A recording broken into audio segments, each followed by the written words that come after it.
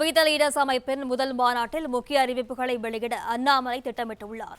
இதுகுறித்த கூடுதல் தகவல்களை செய்தியாளர் ராஜகுமரன் வழங்கிட கேட்கலாம். வணக்கம் ராஜகுமரன், விவரங்களை பகிரலாம். வீத லீடர்ஸ் என்ற அமைப்பை உருவாக்கி இருக்கக்கூடிய பாஜகவில் இருந்து விலகி தற்போது தனி அமைப்பாக செயல்பட்டுக் கொண்டிருக்கும் அண்ணாமலை தன்னுடைய அமைப்பின் சார்பில் முதல் மாநாட்டை பொள்ளாச்சியிலே இன்றைக்கு நடத்துகின்றார். போதையில்லா தமிழகம் என்பதை கையில் எடுத்திருக்கக்கூடிய அண்ணாமலை இதன் தொடர்ச்சியாக தமிழகத்தினுடைய பல்வேறு நகரங்களிலும் மாநாட்டின் மூலமாக போதை தொடர்பான அந்த விழிப்புணர்வை இளைஞர்களுக்கு ஊட்டுவோம் என்று அறிவித்திருக்கின்றார்கள்.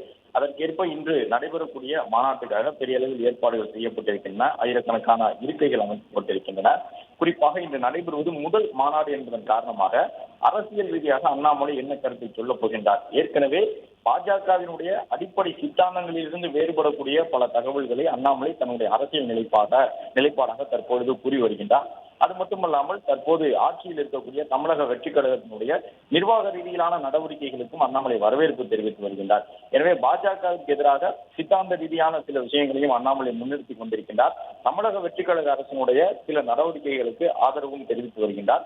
எனவே தன்னுடைய எதிர்கால அரசியல் நிலைப்பாடு தொடர்பாக இன்றைக்கு நடைபெறக்கூடிய இந்த முதல் மாநாட்டின் மூலமாக அண்ணாமலை அறிவிப்பு செய்வார் என்ற ஒரு எதிர்பார்ப்பு இருப்பதன் காரணமாக தமிழக அளவில் அரசியல் ரீதியாக அண்ணாமலையினுடைய நிகழ்ச்சி எவ்வாறு நடைபெறப் போகின்றது என்று பலரும் எதிர்பார்த்திருக்கின்றார்கள்.